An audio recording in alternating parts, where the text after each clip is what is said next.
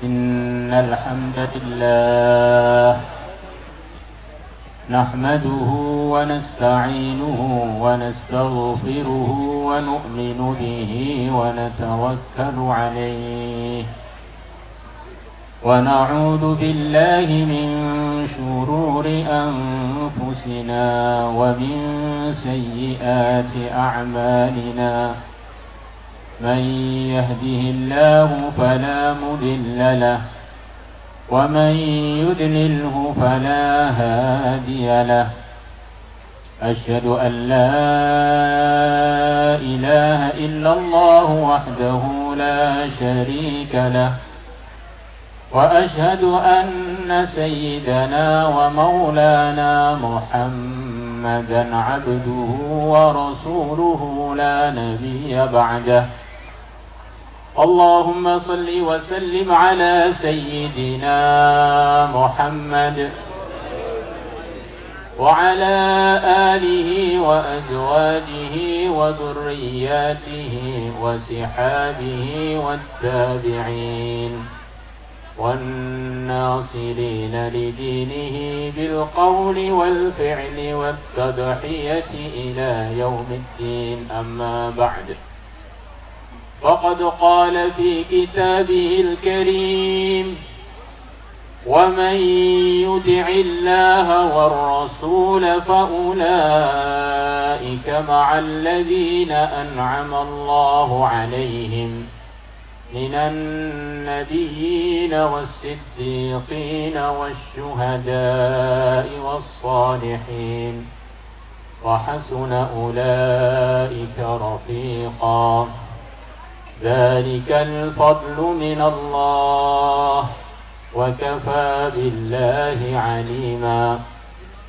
وقال النبي صلى الله عليه وسلم أولى الناس بي يوم القيامة أكثرهم علي صلاة وقال النبي صلى الله عليه وعلى آله وسلم لأبي بن كعب إذا تكفى همك ويغفر ذنبك أو كما جاء في الحديث. Hadirin wal hadirat yang kami muliakan, khususon para ulama, para ahlul bait, dan khususon keluarga besar Pondok Pesantren Al-Fatah cabang Titipasan, dan juga semua hadirin hadirat yang kami muliakan. Kita bersyukur kepada Allah, kepada nikmat-nikmatnya yang sulit untuk dihitung. Di antara nikmat yang Allah telah berikan kepada kita malam hari ini, Allah mudahkan kita untuk berkumpul di sini hanya semata-mata karena agama. Ini anugerah begitu besar. Siapa yang buat majelis semata-mata karena zikir, semata-mata karena baca Quran, semata-mata karena majelis-majelis ilmu, Allah akan berikan kepada dia anugerah-anugerah yang begitu banyak. Di antara anugerah yang terpenting, Allah akan sayangi yang hadir di majelis tersebut. Semoga termasuk kita. Tiang niku nek sampun disayang kalih Gusti Allah, miskin, sugih, konglomerat, nopo kere, nopo dados pejabat, dados rakyat, terhormat utawi tertindas, mboten masalah. Karena semua yang disayang oleh Allah adalah penduduk-penduduk surga yang tinggal menunggu panggilan untuk masuk ke surga yang luasnya minimal 10 kali lipat dunia. Begitu Israel datang, orang-orang yang disayang oleh Allah akan dihantar menuju surga yang luasnya minimal 10 kali dunia. Maka karena itulah kata para ulama, begitu Allah telah putuskan fariqum fil jannah wa fariqum fis sa'ir, sebagian manusia diputuskan untuk masuk surga, sebagian manusia diputuskan untuk masuk neraka, maka manusia baru pindah dari dunia ini. Karena sekecil-kecilnya surga 10 kali lipat dunia, 10 kali lipatnya dunia. Akhiripun wonten jembatan Sirat kangge pindah saking planet donya niki dumugi swarganipun kiambak-kiambak. Iki kita niki terus nyentel ten donya niki ngantos kita dugi wekdalipun niti Siratal Mustaqim mlebet swarganipun kiambak-kiambak. Mugi-mugi kita dipilih kalih Gusti Allah kangge dados ahli swarga sedatenipun. Nangge kita wafat ten donya niki, ditangkleti ten kuburan ngalam kubur ten donya niki. Tumuli kita diwungokaken saking kubur kita masing-masing nggih ten donya niki. Kita mangke berangkat ten mahsyar nggih ten donya niki. Kita mangke dihisab nggih ten donya niki, ditimbang amal nggih ten donya niki. Angsal catetan ngamal kiwa utawa tengen manut bejo lan ciklonekane kiambak-kiambak nggih ten donya niki. Tumuli tiang-tiang ingkang mesti akhiripun mlebet swarga ajeng diampiraken ten Telaga Kautsar kangge ngunjuk ten mriku. Tiang-tiang ingkang ketakwaanipun ing dalem tingkatan ingkang paling inggil, tingkatan yang sangat tinggi, maka Nabi kita sendiri yang akan menyambutnya dan akan memberikan minuman kepada dia. Siapa yang minum dari Telaga Kautsar 1 teguk tidak akan haus selepasnya selama-lamanya. Apalagi 2 teguk, 3 teguk. Semoga kita diizinkan oleh Allah untuk minum dari Telaga Kautsar. Kemudian selepas itu akhir baru meninggalkan dunia.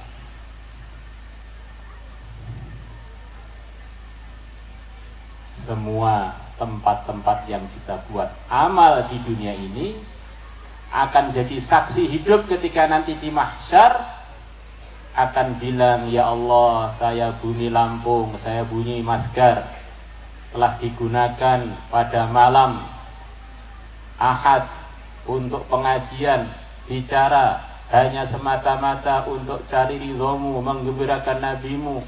Saya jadi saksi untuk dia. Ya Allah, ampunilah dia, masukkanlah dia dalam ridhomu, dalam surga. Yauma idzin tuhadditsu akhbaraha bi anna rabbaka awhalaha. Pada hari kebangkitan, bumi-bumi yang isinya bumi, tanah, wit-witan, gunung-gunung, kali-kali, seduanten ajeng diperintahkan ngomong, keranten diperintahkan kalih Gusti Allah dados seksi-seksi kangge mangfaati tiang-tiang ingkang soleh solehah utawi kangge madoroti tiang-tiang ingkang bejat ingkang kelanggar ridhonipun Gusti Allah. Maka kata sebagian ulama, di antara tuntutan iman adalah riqqatul hijab, dengan arti dimanapun kita ini tidak pernah merasa sendirian, karena baju kita ini adalah saksi, karena jam kita ini adalah saksi, ini bagian dari bumi. Tanah yang kita pijak saksi, ruangan yang kita gunakan saksi, meja yang kita duduki saksi, tempat-tempat kita singgah semuanya saksi.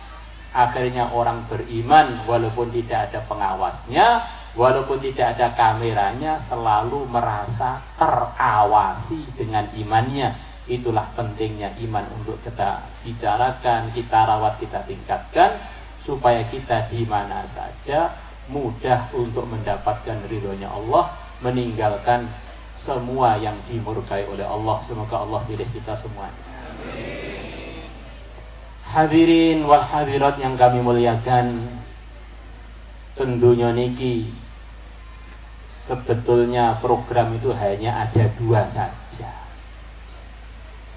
Sepertinya macam-macam program, tetapi kalau dikembalikan kepada aslinya, di dunia ini program itu hanya ada 2. Yang pertama yaitu program yang sama sekali tidak ada ruginya, untung terus.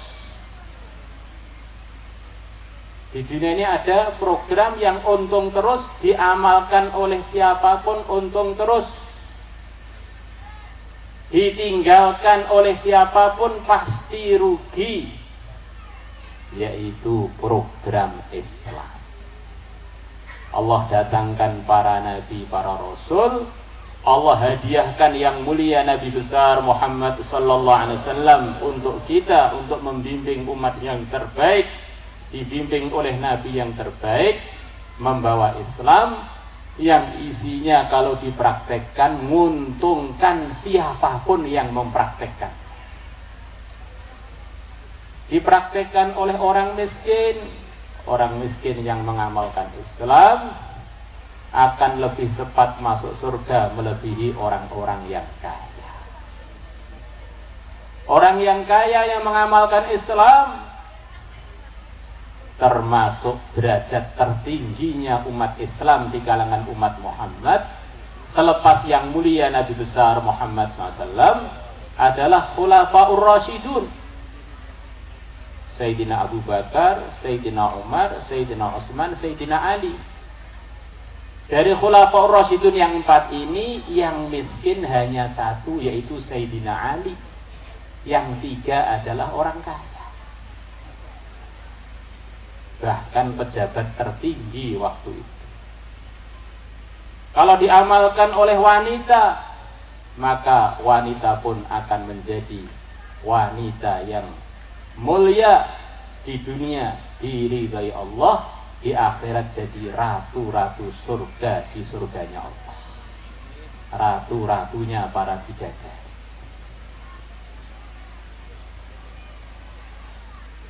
Diamalkan oleh pejabat, nanti di mahsyar sana, di antara orang yang sangat besar fasilitas yang dia dapatkan adalah pejabat-pejabat yang adil, dan keadilan itu hanya bisa diperoleh kalau orang mempraktekkan Islam.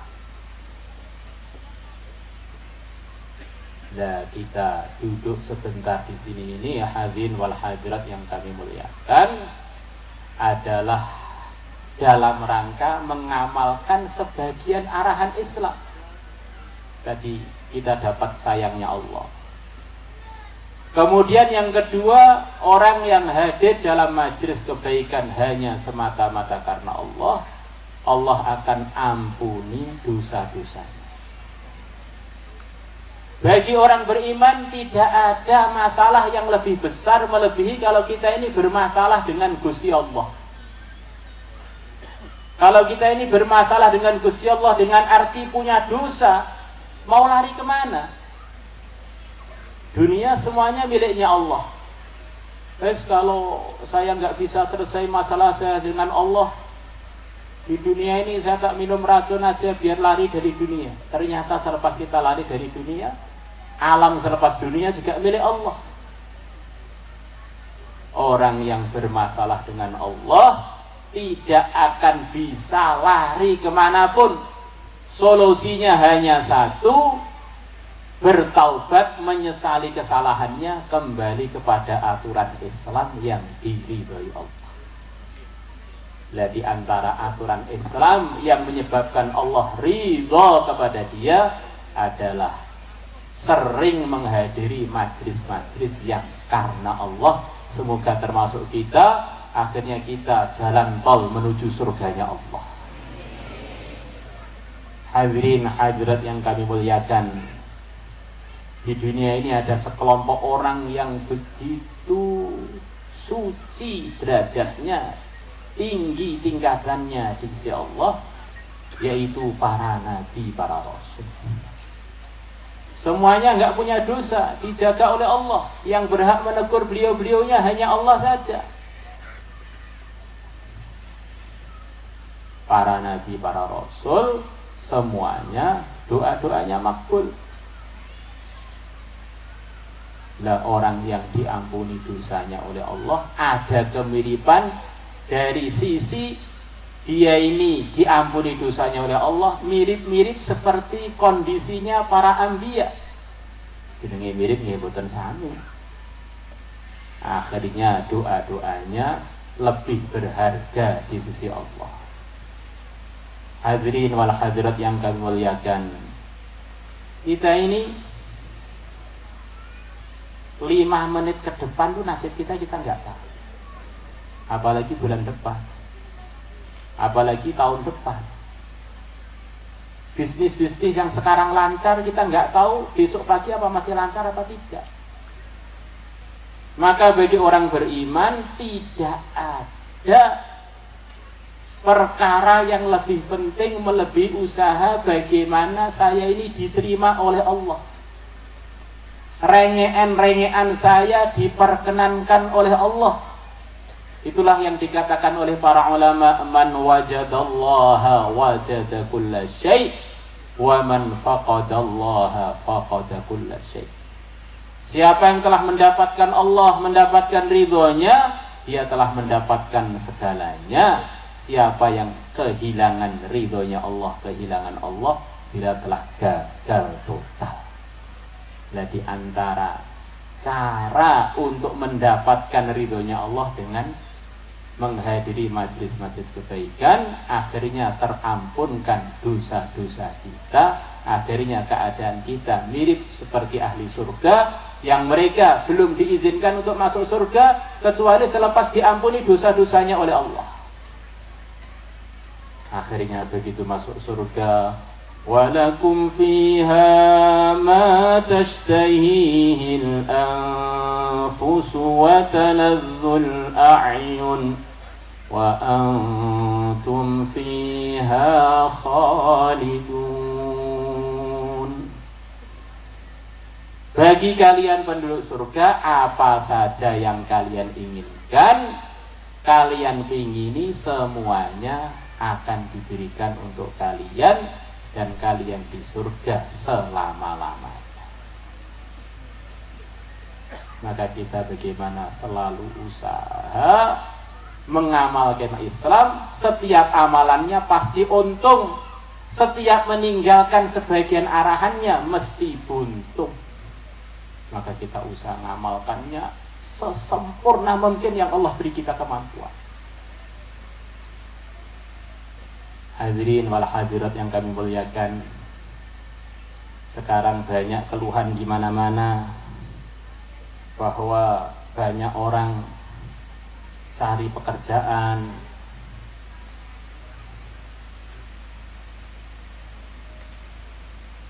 tidak dapat pekerjaan yang layak, usahanya banyak kandas, bisnis-bisnisnya banyak macet.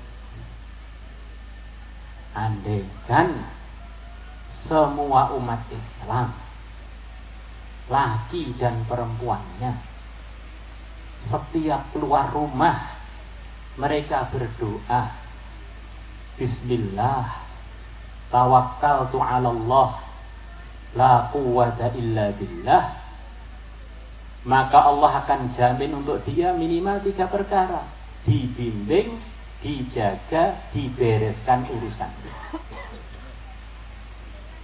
Bismillah, tawakkaltu 'ala Allah, la quwwata illa billah. Banyak orang sekarang mengeluh, banyak remaja-remaja, putra-putri nakal-nakal, kenakalan remaja di mana-mana, kena narkoboy, pusing minum oli, minum bensin, masya Allah. Belum mempan minum baygon, pada susah. Padahal umpama para hadirin, semua umat Islam ketika ketemu pasangan halalnya doa, Bismillah, Allahumma jannibna wa jannibis syaitan fima razaqtana. Kok terjadi anaknya tidak bisa digoda syaitan selamanya. Orang tuh ketemu dengan pasangan halal, rupanya nggak bismillah, mungkin nggak dosa, tetapi nggak ikut arahan yang seharusnya. Kullu amrin dzi balin la yubda'u bi bismillah fahuwa aqta. Semua perkara baik nggak dimulai dengan bismillah, putus berkahnya. Dari baik menjadi putus kebaikannya. Maka umpama seluruh pengantin baru dan pengantin lama itu baru ngamalkan salah satu arahan Islam, kenakalan remaja hilang dari dunia Islam. Nah, ini sudah terlambat Pak, bagaimana? Anaknya sudah terlalu gede, sudah jadi sudah tua semua. Suatu hari yang mulia Nabi besar Muhammad SAW mengajari para sahabat kalau makan atau minum supaya bismillah. Kalau kalian nggak baca bismillah, nanti syaitan ikut minum. Lah kalau sudah terlanjur lupa gimana? Bilanglah bismillah awalahu wa akhirahu. Nanti kalau kamu bilang begitu itu, bismillah untuk mengqadha bismillah yang lupa, nanti syaitan akan memuntahkan makanan-makanan yang telah dimakan oleh mereka. Kita ini sholat fardu kadang-kadang ketinggalan di qadha, bisa, bahkan berkewajiban untuk kita qadha. Maka harapannya kita Bismillah, Allahumma jannibna wa jannibis syaitan fima razaqtana, diulang-ulang dengan niat qadha, lupa-lupanya waktu pengantin baru dulu. Siapa tahu lepas dari pengajian ini setan-setan yang di anak cucu kita keluar semua. Akhirnya kaget, loh, anak saya kok jadi soleh, suka ngaji, suka tahajud. Demitnya selepas sekian tahun hilang selepas saya baca bismillah niat qadha waktu saya lupa dulu. Masya Allah.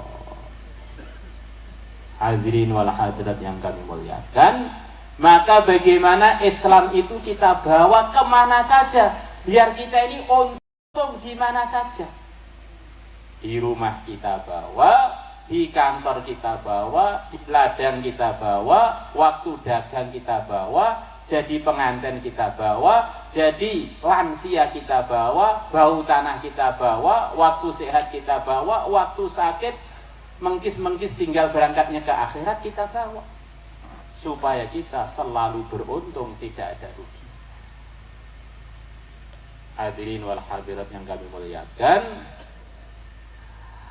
Islam yang bagaimana yang pasti beruntung itu adalah Islam yang dulu telah pernah diajarkan Nabi dengan sempurna kepada para sahabatnya. Itulah Islam, kalau dipraktekkan pasti kita selalu untung. Walaupun sepertinya susah, susahnya orang yang untung. Walaupun duitnya banyak, orang duitnya banyak yang untung. Walaupun tidak ganteng yang untung. Enggak ganteng, lamar sana, lamar sini ditolak, orang masalah. Widodari wis siap kanggo sampeyan. Perempuan yang enggak cantik enggak masalah. Asalkan bawa Islam nanti di surga bidadari pada jadi khodimnya ratu-ratu bidadari di surga berupa wanita-wanita solehah yang masuk surga. Yang masalah itu adalah yang enggak ngamalkan Islam. Cantik jurusan rokok, elek wis elek ning donya mlebu neraka pisan. Cilaka double, cilaka kuadrat. Masya Allah. Nikulah ingkang dingendikaaken ringkesipun kalih para ulama, Islam ingkang sampun dinukilaken, ingkang sampun ditulis kalih generasi ingkang akurat arupi pimpinan-pimpinanipun nggih punika para imam madzhabul arba'ah sing meh sedantenipun niku dados imam sing eram-eram niku sebabipun para ibu-ibu. Maksudipun dos pundi? Tiang jalur gadah tanggung jawab lipet-lipet ngungkuli tanggung jawabipun tiang setri. Tapi nek tiang setri mboten nderek bantu perjuangan agami, wong lanang wis kesel-kesel, ujung-ujungipun mengke dereng saged sukses kelawan sak temenipun ing dalem ngembangaken, mraktekaken, merjuangaken agama. Kerantun tiang jaler sedanten niku mboten medal ten donya niki kecuali sak sampunipun digendong tiang wedok 9 wulan.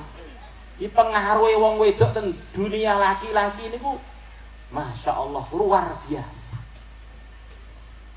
Wingi calon gubernur Jawa Timur ten griya kula guyon niki kok tiang-tiang Indonesia kadose lagi musim pindahan. Terus putih maksudipun niku ibu batane nggih dipindah ke IKN. Kadose rencang-rencang Jawa Timur kok nggih padha pindahan ten DKI. Terus putih maksudipun Pak niku lho ten Jawa Timur tiang lanang kuwatah kok sakniki DKI di bawah ketiak istri dan gubernur telu-telune wedok kabeh ya Allah. Langsung rasa jang dan calon gubernur. Tapi nggih, terus pundi nggih wong niku kula mboten ngomong hukum dan Quran niku enten cerita Ratu Balqis. Para ulama ngendikaaken apa sing ditakne ning Quran selalu arep terus terjadi ten donya niki. Walaupun wong wedok iki dadi pimpinan ketoke memalukan dunia laki-laki. Tapi niku enten mawon kejadian-kejadian ngoten niku enten mawon. Kaya mungkin nek jenengan dadi piye masjid luwih makmur, madrasah luwih makmur, sing elek-elek sampean tutup kabeh Bu ngono sampean. Mergo sampean niki wis eneng sejarah nutup lokalisasi 6 termasuk lokalisasi terbesar seluruh ASEAN. Ini sampean terus niku dadi gubernur kabeh tutupi sing elek-elek. Kalau bombong ketoke suweneng masyaallah. Imam Syafi'i radhiyallahu anhu piyambakipun lahir ten Gaza. Imam Syafi'i niku lahiripun ten Gaza sing sakniki konflik niku.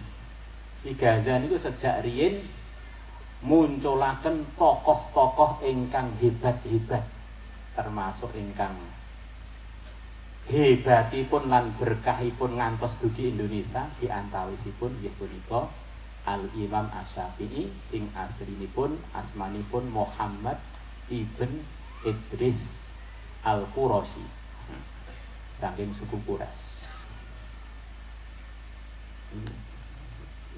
Kota Gaza niku mun wonten sejarah macam-macam kehebatanipun.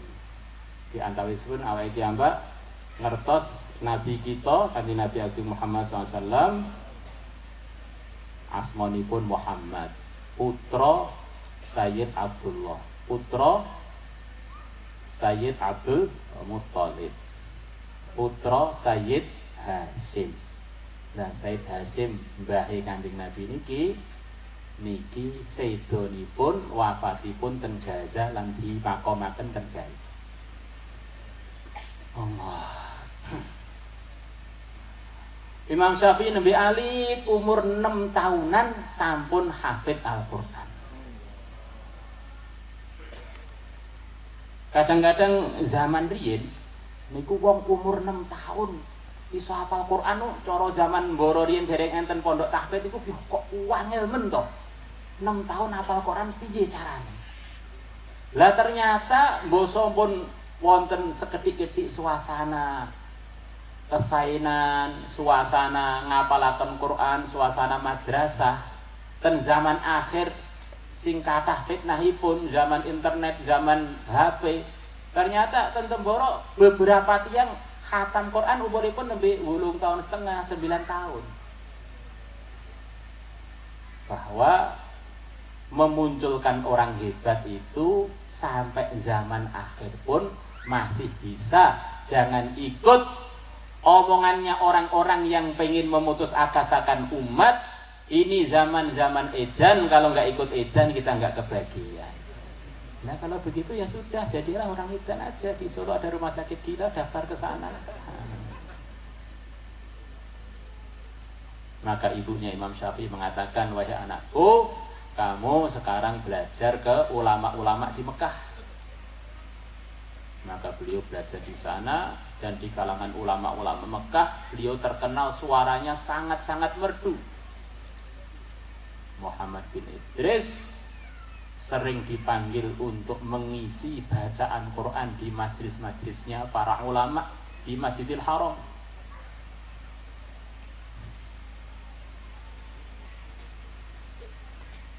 Kalau beliau membaca Al-Quran, Masya Allah, ulama-ulama pada nangis, bahkan sebagian pingsan saking merdunya bacaannya Muhammad bin Idris yang akhirnya jadi bergerak Al-Imam Asy-Syafi'i.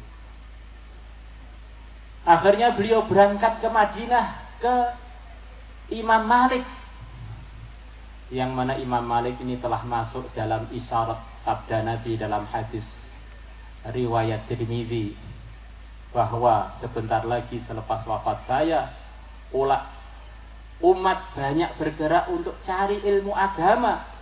Waktu itu mereka tidak menemukan seorang alim yang lebih alim melebihi seorang alim yang ada di Madinah.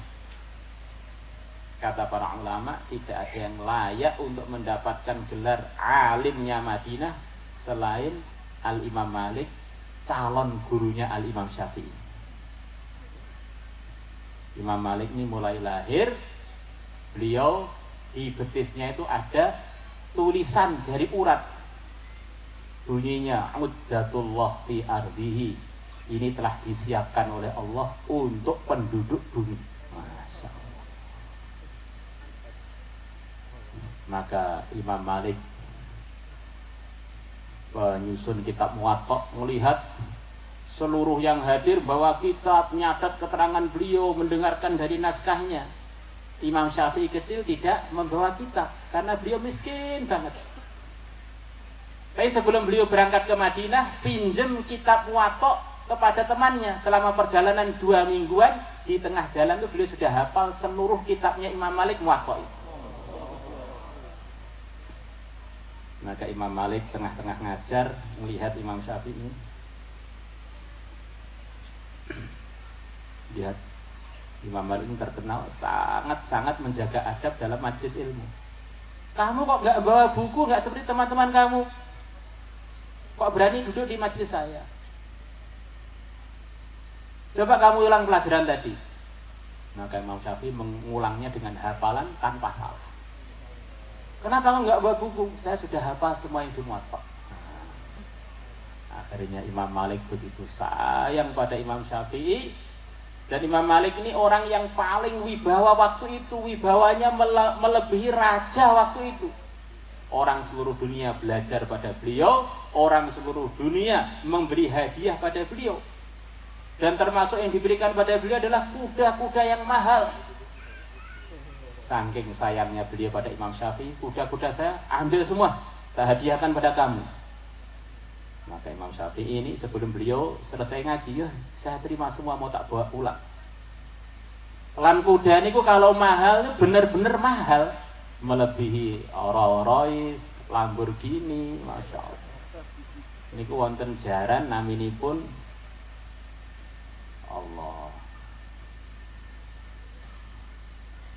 Napa niku cerita mitos jaran sing gadah suwiwi namanya apa? Pegasus ya. Enten jaran dan Eropa mriku naminipun Pegasus. Reginipun 1 triliun. Lukisane tesih urip niku Pegasus.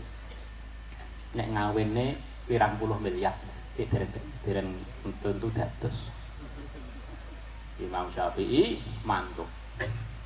Beto jaran warang-larang dibeto mantuk. Ibu-ibu mireng Imam Syafi'i pulang dari mondok jadi konglomerat kaya raya.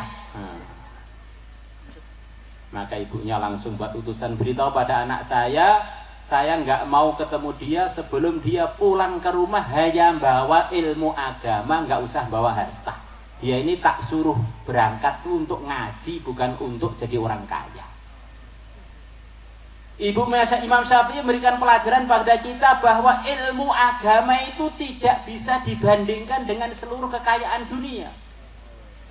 Andaikan ibunya Imam Syafi'i dulu pelajarannya bukan begitu tuh kepada Imam Syafi'i, mungkin kita belajar mazhab Syafi'i jadi lain pandangannya. Pokoknya anak sugih ini mesti sukses. Ibunya Syafi'i tidak. Orang itu kalau ngerti agama, ngamalkan agama pasti untungnya. Kalau yang lain-lain belum. Maka Imam Syafi'i jual itu semuanya kudanya, pulang dalam kondisi tanpa bawa apa-apa. Baru ibunya mau menemui, lah inilah yang saya pengenkan dari kamu. Berangkat ngaji, pinter ngaji, pulang bawa ilmu bukan bawa duit. Dan Imam Syafi'i termasuk masuk dalam sabda Nabi, alimu Quraisyin yamla'u tibaqal ardi ilma. Akan muncul seorang alim dari suku Quraisy yang akan memenuhi bumi dengan ilmunya. ASEAN ikut Rasulullah melalui Imam Syafi'i. Masya Allah. Belum lagi Mesir, belum lagi sebagian India, belum lagi sebagian South Africa, belum lagi sebagian Madagaskar. Banyak lagi negeri-negeri yang mereka mengamalkan agamanya dengan benar dengan sebab ikut Muhammad Idris Asy-Syafi'i yang hasil didikan dari ibu. Begitu juga Imam Malik yang telah diceritakan Nabi Yusiku ayyadribanna su'abatal ibil yatlubuna al-ilm fama yajiduna a'lama min alimil Madinah. Beliau ini jadi Imam Malik diantaranya sebab dorongan ibunya. Begitu beliau ber5 tahunan atau 6 tahunan, ibunya manggil beliau, anakku, kamu sudah waktunya ngaji, carilah ilmu, hafalkanlah hadis dari para ulama-ulama yang ada. Maka Imam Malik pergi pagi hari, pulang tengah malam, 1 hari minimal hafal 600-an hadis sampai 1000 ke atas hadis. Akhirnya dengan sebab beliau negeri Afrika, sebagian negeri Mesir, negeri Maroko, negeri Libya, negeri Tunis, negeri Aljazair mengamalkan Islam dengan benar, ikut arahan beliau.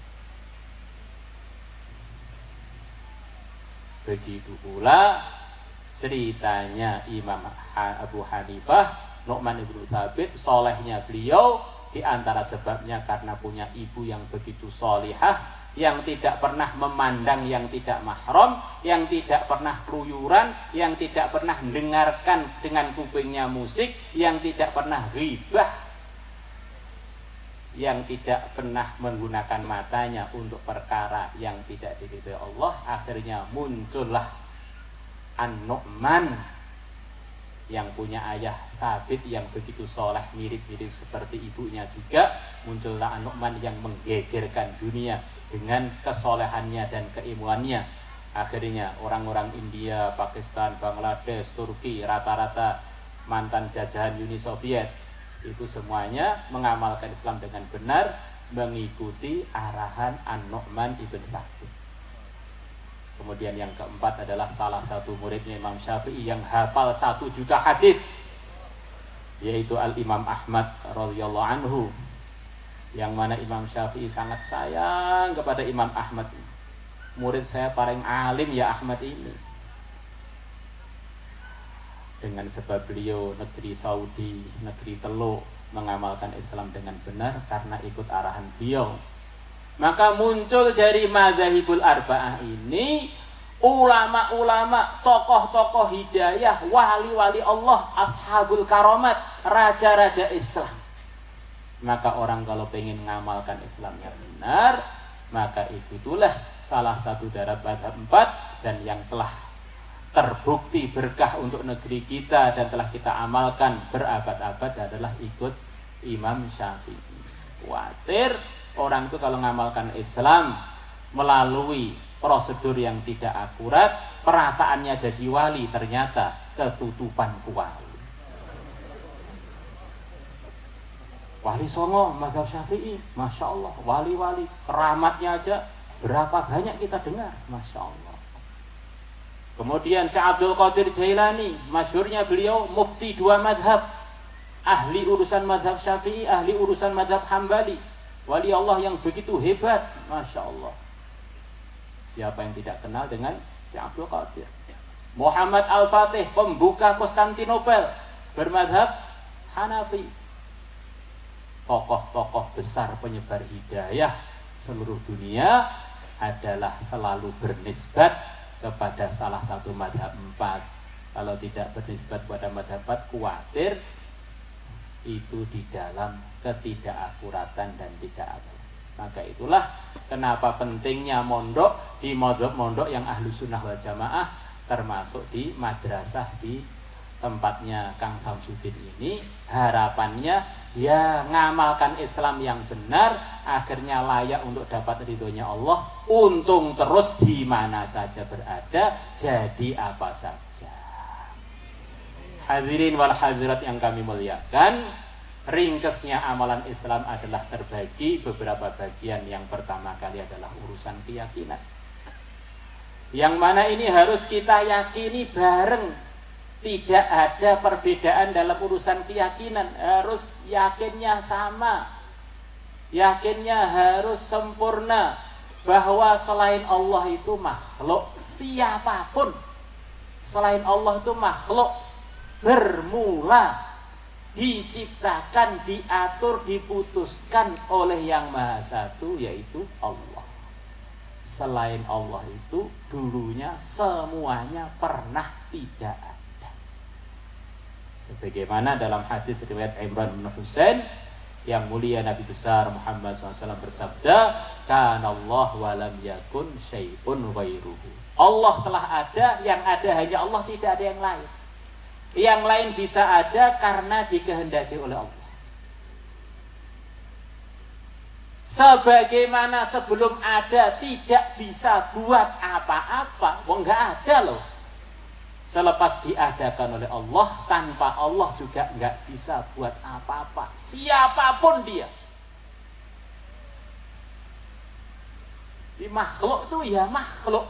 Kata-kata makhluk menunjukkan dia ini lemah. Umpama dia hebat karena Allah menghebatkan dia. Selepas menghebatkan dia, yang hebat siapa? Yang hebat yang menghebatkan dia itu Allah. Yang hebat tetap satu aja, hakikatnya hanya Allah. Maka akhirnya menimbulkan satu kesimpulan dalam hati kita, yang bisa itu hanya Allah, yang bisa mendatangkan atau menahan hanya Allah, yang bisa memberi atau menghentikan hanya Allah. Akhirnya waktu suka atau duka, waktu kaya atau miskin, hatinya hanya berharap kepada Allah. Wa may yatawakkal 'ala Allah fahuwa hasbuh. Siapa yang hanya bergantung kepada Allah akan diberesin urusannya oleh Allah. Maka Abdul Hasan Asyadzili beliau mengatakan, ini penyusun Hizbul Bahar, Hizbul Nasr, termasuk yang berikan ijazah kepada kita ayat 5, Abdul Hasan Asyadzili. Beliau mengatakan seluruh Masalahnya orang beriman yang tidak selesai itu adalah karena ketika orang iman menghadapi masalah itu pertama kali lupa tawajuh kepada Allah.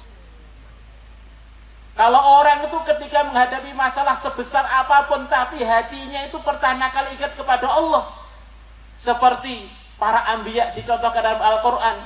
Nabi Musa di depannya lautan, di belakangnya pasukan Fir'aun yang siap menangkap, lautan yang siap menenggelamkan.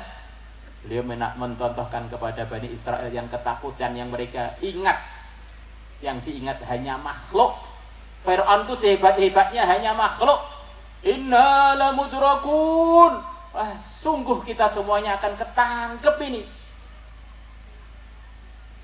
Nabi Musa mencontohkan, kalla inna ma'iya rabbi sayahdi. Ojo omong ngono, kowe kleru nang ngomong kowe kleru. Sesungguhnya bersama kita adalah Tuhanku, pasti Dia akan memberikan petunjuk bagaimana sikap yang benar menghadapi ini. Masalah-masalah besar di Badar, ya Hayyu ya Qayyum, ya Hayyu ya Qayyum, selesai. Masalahnya suami istri yang anaknya hilang, diculik oleh orang kafir, ikut arahan agama, oleh Nabi suruh istighatsah, la haula wala quwata illa billah, la haula wala quwata illa billah. Selesai masalah, bahkan putranya pulang membawa domba, 4.000 domba. Ada masalah ingat Allah, selesai masalah malah kaya mendadak tanpa direncana. Terpaksa kaya gara-gara taat kepada Allah. La ilaha illallah. Tapi walaupun masalahnya kecil, kalau dihadapi tanpa ingat kepada Allah, dari masalah kecil jadi panjang sampai teguran ini mengingatkan dia, kembalilah kepada Allah, nanti akan selesai. Suami capek-capek dari kerja, istrinya datang, dia datang ke rumah, istrinya tidak menyambut dengan hangat, dengan cemberut. Kan cemberut itu paling apa sih? Monyongnya mulut berapa senti. Nanggapinya dengan emosi. Akhirnya lemari ditendang. Akhirnya mertua dengar, anak saya diapain itu? Akhirnya sampai ke pengadilan. Akhirnya keluarga yang terbina gara-gara lupa Allah sebentar berantakan, gara-gara hanya mulut monyong 1 senti. Ini sepertinya gurau para hadirin. Masalah-masalah kecil karena nggak ingat Allah jadi besar. Ada seorang ulama India, Masya Allah, beliau ini terkenal, ditakuti oleh para pejabat, ditakuti oleh para ulama, ditaati oleh rakyat. Tapi beliau ini punya istri yang benar-benar menyebalkan beliau. Begitu beliau pulang dari pengajian, pulang ke rumah disambut istrinya dengan sambutan yang nggak sopan, kadang-kadang dicaci maki. Maka murid-murid beliau ini pada sumpek ini, Masya Allah, dipunyainya nggak bermutu ini, zaman reformasi perlu diganti baru ini. Maka murid-muridnya usul, Pak Yai, Masya Allah, ini coba toh punyainya itu dinasehati. Semua orang menghormati antum, semua orang taat pada antum. Lah pulang ke rumah istrinya sendiri paling menentang. Bagaimana kalau bunyainya diganti aja? Maka siapa itu Kiai tadi bilang nggak usah, ini baik kok untuk saya, baik. Akhirnya santri-santrinya musyawarah lagi, ini jangan-jangan Pak Yai ini karena sudah biasa ngajar tauhid, nggak boleh berharap pada makhluk, jangan-jangan nggak punya duit. Bagaimana kalau kita urunan biar Pak Yai bisa cari pengganti yang sesuai. Akhirnya urunan duit sampai 1 karung. Dan cerita ini harus dilebih-lebihkan. 1 karung disowankan pada Pak Yai, ini kita sudah urunan para alumni, ini ada uang 1 karung. Biar bunyanya diganti, kita sudah nggak tahan. Maka Pak Yenya bilang, Inna lillahi wa inna ilaihi raji'un. Saya kira kamu itu ngaji pada saya itu paham, ternyata nggak paham.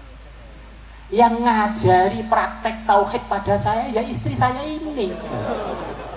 Raja sudah takut, rakyat sudah taat, ulama-ulama pada segan dengan saya.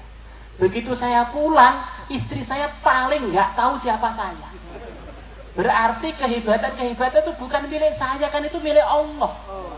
Coba kalau saya ini pulang, istri saya juga sujud pada saya, nanti saya akan melebihi Fir'aun nanti. Dengan sebab istri saya ini, saya terjaga tauhid saya. Ini nasihat dari dia, kamu itu hebat-hebat, kamu tuh gak hebat belas. Andaikan kamu hebat, yang paling tahu hebatnya kan istri kamu, yang lain kan seperti perangko dengan kamu. Istri kamu aja nggak tahu kamu hebat, kamu tuh nggak hebat, dihebatkan. La ilaha illallah. Kemudian satu-satunya jalan untuk umat Muhammad sampai ridhonya Allah, jalannya hanya satu, ikut yang mulia Nabi besar Muhammad sallallahu alaihi wasallam. Orang itu coba di dunia ini kan banyak pimpinan. Wah, pimpinan Amerika, pimpinan PBB, pimpinan kampung, pimpinan bisnis, pimpinan apa itu persawahan, perkebunan. Coba semua pimpinan itu kita tanya, Pak, kalau saya ikut program Bapak, apa Bapak berani jamin saya mesti kaya seperti Bapak? Apa Bapak berani jamin bahwa saya duitnya akan banyak seperti Bapak? Ternyata semuanya itu kalau kita tanya bilangnya ya tidak tentu. Tergantung nasib kamu, bisa kaya bisa tidak. Padahal sudah mau ikut loh itu. Tetapi kalau Nabi kita, ikut saya pasti surga, yang nggak ikut berarti nggak mau masuk surga. Di satu-satunya pimpinan yang berani jamin ikut beliaunya pasti untung hanya Sayyidul Anbiya. Yang lainnya itu bohong tok. Ya bohong banyak lah kalau nggak tok ya, insyaallah. Man ata'ani dakhalal jannah wa man 'asani faqad. Siapa yang taat pada aku pasti masuk surga, yang enggak mau taat berarti enggak mau masuk surga. Maka sehebat apapun pimpinan yang kita kagumi, ternyata dia tidak bisa menjamin untuk kita. Maka alangkah tidak pinternya seseorang meninggalkan taat kepada Sayyidul Anbiya, kemudian milih pimpinan-pimpinan yang enggak tanggung jawab. Nggak urusan akhirat, nggak urusan dunia. Jadi ikut selain Rasulullah itu ya selalu harus disertai kewaspadaan. Jangan-jangan ada ruginya, jangan-jangan ada nipunya, jangan-jangan ada nggak benernya. Yang ikut pasti bener terus tuh hanya ikut Islam yang telah dibawa oleh Rasulullah, yang telah diriwayatkan oleh a'immah madzhabul arba'ah. Kalau ikut itu kita mantep, mancep, madep, bener-bener ini untungnya 100% tidak ada kurang. Orang kok menganggap pimpinan selain Rasulullah benar 100%, nanti banyak kecewanya hidupnya. Dia itu mirip seperti kita, makhluk tidak dapat wahyu jelas, wali diragukan, soleh masih daftar. Makhluk dia ini makhluk yang banyak kelemahan. Nahan ngantuknya tidak bisa, nahan pergi ke toilet nggak tahan, nahan nafasnya malah mati sendiri. Jadi manusia itu kalau kita terlalu berharap kepada dia selain utusan Allah karena dia membawa risalah dari Allah, itu sebetulnya kita ini menikmati kebohongan. Orang lain itu seperti kita para hadirin, nggak punya apa-apa. Kok kita terlalu berharap selepas dia jadi pejabat, selepas dia orang kaya, itu sama aja kita ini berharap pada kita melebihi kapasitasnya. Coba toh, kita ini dimintai orang tuh sebetulnya kita bisa menyelesaikan masalah dia berapa persen sih? Loh kok kita pengen teman kita yang sesama manusianya menyelesaikan masalah kita dengan tuntas? Itu namanya kita ini pengen menikmati kebohongan. Padahal tahu itu tuh nggak akan terjadi, tapi kita menikmati terus. Kirim proposal. Akhirnya otak kita tuh isinya stres. Beneran. Orang iman itu berharap kepada Allah, kepada makhluk itu sedengan aja. Ya namanya dunia darul asbab, asalkan asbabnya itu tidak melanggar aturan Islam, berasbab bagian dari berpahala. Tapi berharapnya hanya kepada Allah. Kalau asbabnya sudah sesuai ridhonya Allah, umpama bangkrut masih dapat pahala. Sudah asbabnya enggak sesuai ridhonya Allah, dosanya pasti, untungnya belum pasti kan. Masya Allah. Namanya membeli neraka dengan harga mahal. Masya Allah. Kemudian Islam yang dibawa Nabi kita selepas tauhid, terbagi yang terpenting adalah kewajiban-kewajiban untuk dipraktikkan, larangan-larangan untuk ditinggalkan. Maka ada seorang sahabat datang pada Nabi mengatakan, "Ya Rasulullah, saya pengen mengamalkan yang wajib saja, tidak ditambah yang lain." Maka Nabi bersabda, "Aflaha in shadaq." Kalau orang tadi jujur, dia telah sukses. Maka minimalnya kita mengamalkan agama adalah kewajiban-kewajiban. Kewajiban selepas tauhid adalah sholat, zakat, puasa, haji bagi yang mampu haji, Masya Allah. Kemudian kewajiban sebagai suami, kewajiban sebagai istri, kewajiban sebagai pejabat, kewajiban sebagai pelajar, pengajar, kewajiban sebagai orang yang bertetangga, kewajiban sebagai orang yang berdagang, kewajiban sebagai orang yang sewa menyewa, dan seterusnya. Kewajiban-kewajiban. Kemudian disempurnakan dengan amalan-amalan yang hukumnya sunnah. Hadirin hadirat yang kami muliakan, orang itu kalau nggak ngamalkan sunnah itu nggak dosa. Tapi kata para ulama, bukan berarti nggak rugi, bukan berarti nggak bahaya. Orang ketemu istri nggak baca bismillah nggak dosa, tetapi kalau anaknya nakal kan pusing kan? Orang tuh keluar rumah nggak baca doa tadi nggak dosa, tetapi kalau nggak terbimbing, ngawur, nggak selesaikan masalahnya kan mumetnya 7 keliling. Maka banyak para ulama mengatakan, orang kalau tidak peduli pada amal-amal yang hukumnya sunnah, biasanya hatinya kotor, akhirnya nggak mampu mengamalkan yang wajib. Selepas itu ya ruginya luar biasa.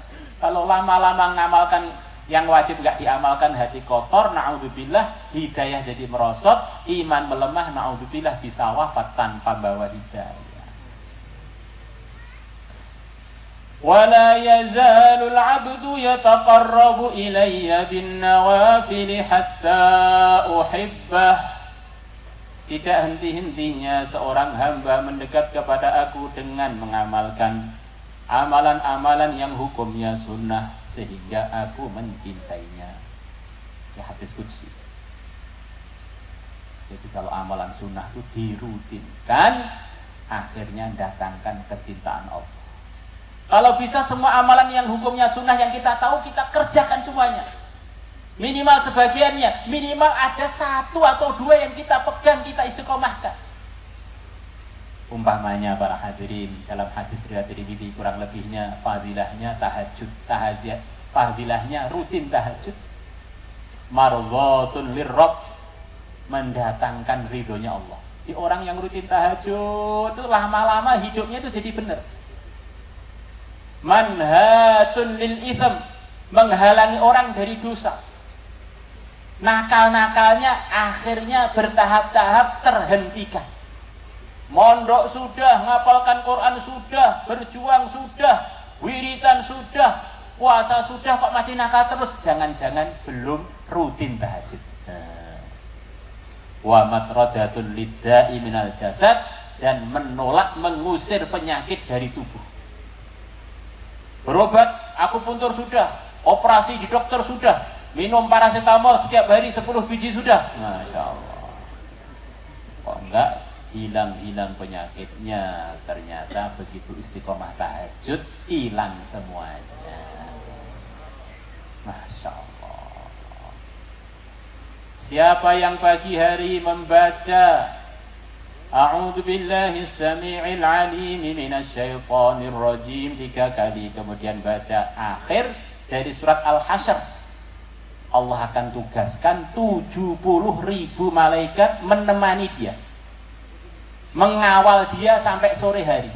Akan ditemani 70.000 malaikat. Insya Allah akan jadi orang soleh, akan jadi orang solihah. Kalau dia baca sore hari, begitu pula akan dijaga sampai pagi hari.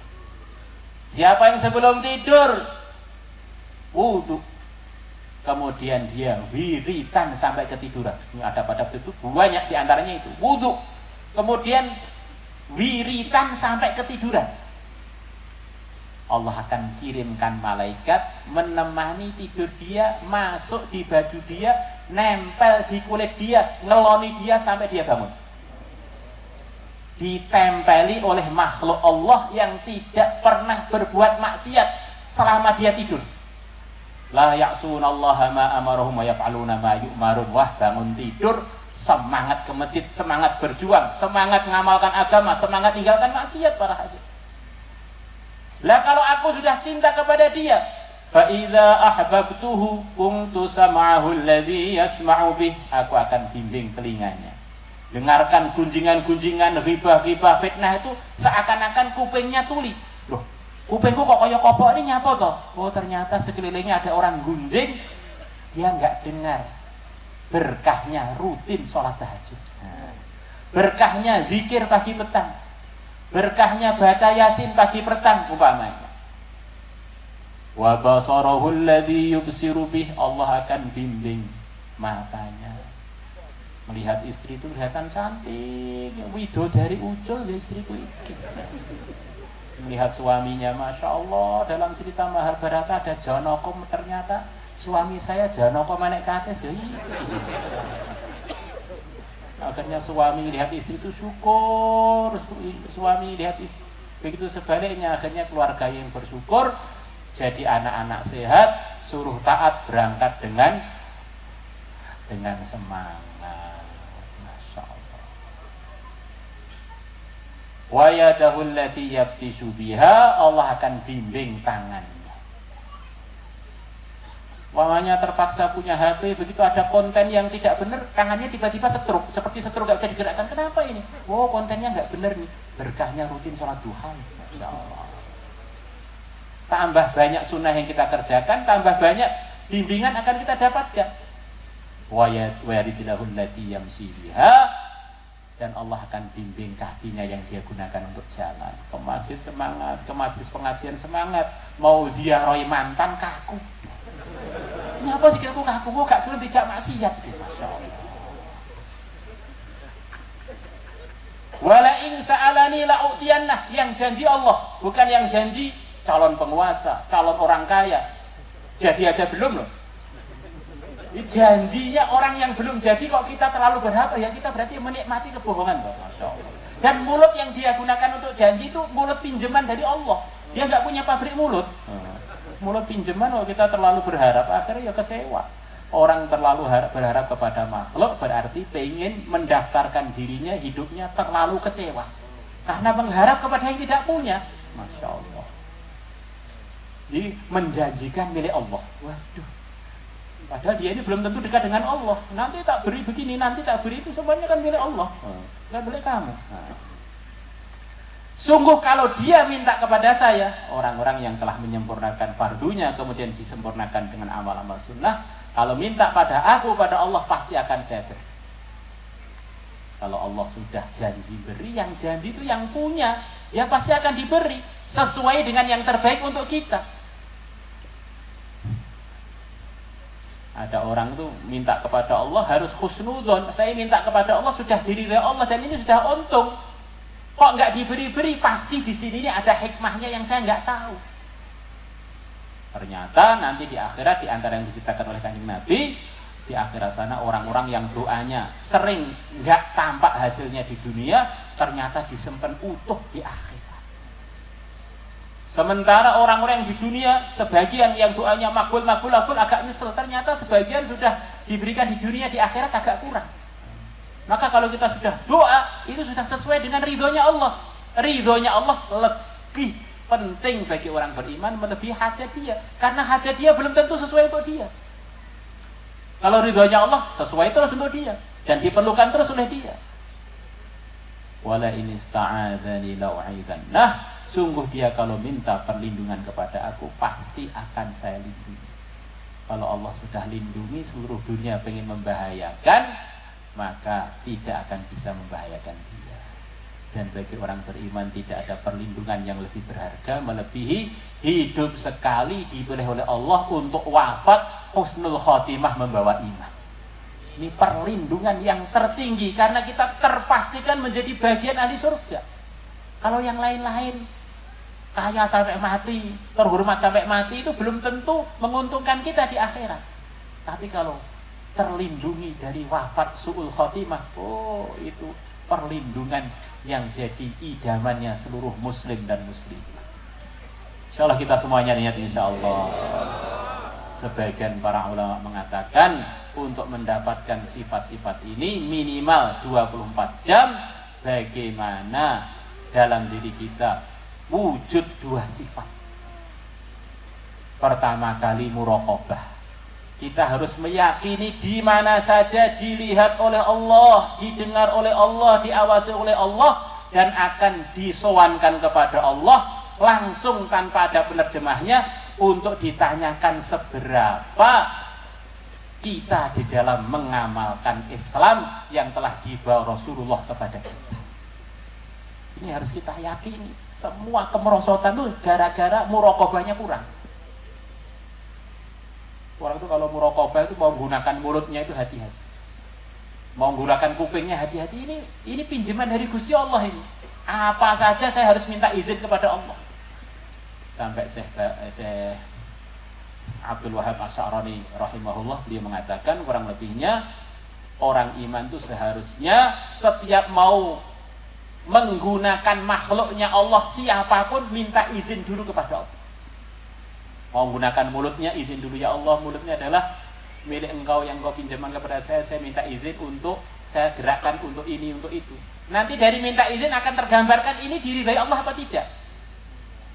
Kita ini kan kadang-kadang gunakan mulut nggak mikir, yang penting jeplak begitu saja. Insya Allah. Yang penting ongap-ongap tanpa ada pemikiran apapun. Ini mulut ini pinjaman, tangan ini pinjaman. Maka setiap kita mau gerakkan apapun, apalagi orang lain, diri kita ini harus kita izin dulu pada Allah. Gerakkan tangan, izin pada Allah. Sayyidah Aisyah radhiyallahu ta'ala anha pakai baju baru di depan kaca. Kemudian kurang lebihnya beliau, namanya wanita depan kaca, harus agak sedikit bagaimana gerak-gerak begitu. Maka Nabi mengatakan, Aisyah, ini semuanya ada hisabnya. Kamu depan kaca itu ada hisab. Ini bercermin ada hisabnya. Kadang-kadang kita bercermin nirukan siapa. Sebagian ditirukan drama Korea. Enggak dilihat Allah, orang-orang belum muslim mau tiru. La ilaha illallah. Begitu pula kalau kita pengen gunakan makhluk selain kita. Banyak kita punya istri. Maka kalau kita mau ngajak istri kita apa saja, izin dulu pada Allah. Ya Allah, istriku adalah hambamu. Saya minta izin kepada engkau untuk tak suruh buatkan kopi, minta izin. Oh, buatkan kopi halal ya, tidak Allah akan boleh. Maka ngajak istrinya yang hal-hal nggak baik, nggak berani. Wong ini milik Allah kok. Nah, begitu pula suami diminta istri mestinya pikir begitu itu. Suami saya ini hamba Allah, ya Allah, suami saya hamba Allah.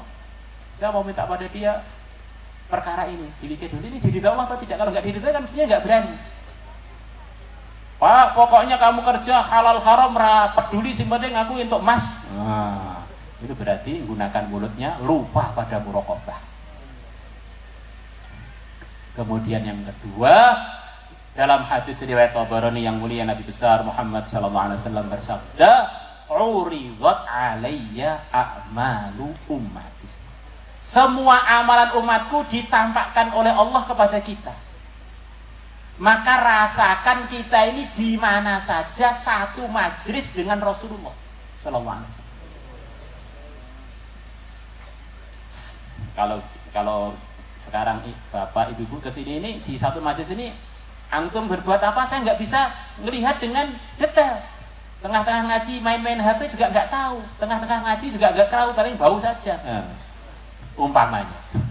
Tetapi kalau Rasulullah, semua yang kita kerjakan ditampakkan oleh Allah kepada beliau. Ngantuk, nggak tawajuh, atau malah ngomong yang tidak diridhai oleh Allah, atau melihat yang tidak mahram umpamanya. Maka akhirnya kita ingat bahwa nanti pada hari kiamat ada sekelompok orang yang perasaannya sebagai umat Muhammad oleh Nabi kita disuruh pergi dari Telaga Kautsar karena mereka tidak merawat Islam yang telah dibawa oleh Rasulullah kepada umat Muhammad. Rasulullah sangat sayang kepada umat, tapi Nabi bercerita nanti ada sebagian umat yang saya kecewa pada dia, saya akan bilang pada mereka, sukoh, menjauhlah kalian dari saya, menjauhlah kalian dari Telaga Kautsar saya, karena kalian telah mengecewakan saya. Maka jangan sampai menjadi umat yang mengecewakan Rasulullah. Muraqabah dan Rabithah. Hati ini terus terpaut dengan Sayyidul Anbiya. Semoga apa yang telah kita dengar jadi masukan untuk kita tambah serius lagi di dalam mengamalkan Islam yang ahli sunnah wal jamaah, kemudian memperjuangkannya, menyebarkannya, kemudian mengamalkan yang fardu semuanya, disempurnakan dengan yang sunnah-sunnah, disertai dengan muraqabah dan disertai dengan rabithah. Insyaallah semuanya niat, insyaallah itu semuanya anugerah dari Allah. Maka kita akhiri majlis kita dengan meminta kepada Allah, tidak lupa bersalawat dulu kepada yang mulia Nabi besar Muhammad sallallahu alaihi wasallam. Allahumma salli wa sallim ala sayyidina Muhammad wa ala ali sayyidina Muhammad kama shallaita ala sayyidina Ibrahim wa ala ali sayyidina Ibrahim fil alamin innaka Hamidum Majid.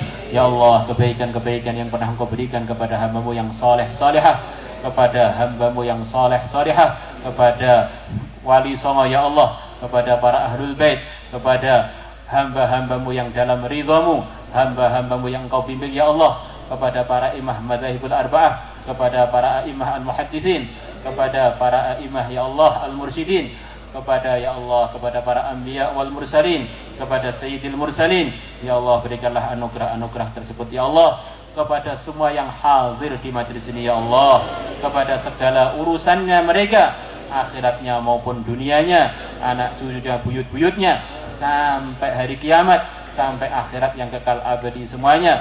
Keuntungan-keuntungan untuk mereka ya Allah, terjauhkan dari semua yang membahayakan urusan akhirat atau urusan dunia untuk mereka ya Allah, dan untuk semua muslim yang di Lampung ini, dan semua muslim yang di Indonesia, dan umat Islam di mana saja yang berada ya Allah, dan untuk yang belum muslim ya Allah, berikanlah hidayah kepada mereka.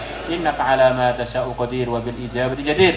Keburukan-keburukan Engkau jauhkan dari beliau-beliaunya ya Allah, jauhkanlah dari kami semuanya, dari semua hadirin, dari semua muslim yang di Indonesia, dari teman-teman kami yang terzalimi, khususan yang di Palestina ya Allah. Tolonglah kami semuanya, lindunglah kami semuanya, bimbinglah kami semuanya, tunaikanlah hajat-hajat kami yang Kau ridai semuanya ya Allah. Innaka ala ma tasya'u qadir wa bil ijabati jadir. Ya Allah, dengan berkahnya seluruh hamba-Mu yang saleh, ya Allah, dengan berkahnya seluruh hamba-Mu yang muslim-muslimah, dengan berkahnya Sayyidul Anbiya, tunaikanlah harapan-harapan kami, kabulkanlah doa-doa kami tanpa ada ujian, tanpa rintangan.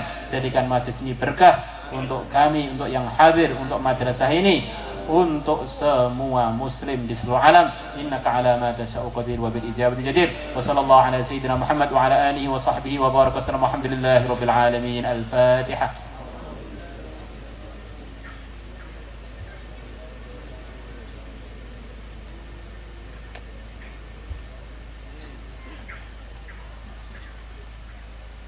Kirang langkungipun nyuwun sepunten. Assalamualaikum warahmatullahi wabarakatuh.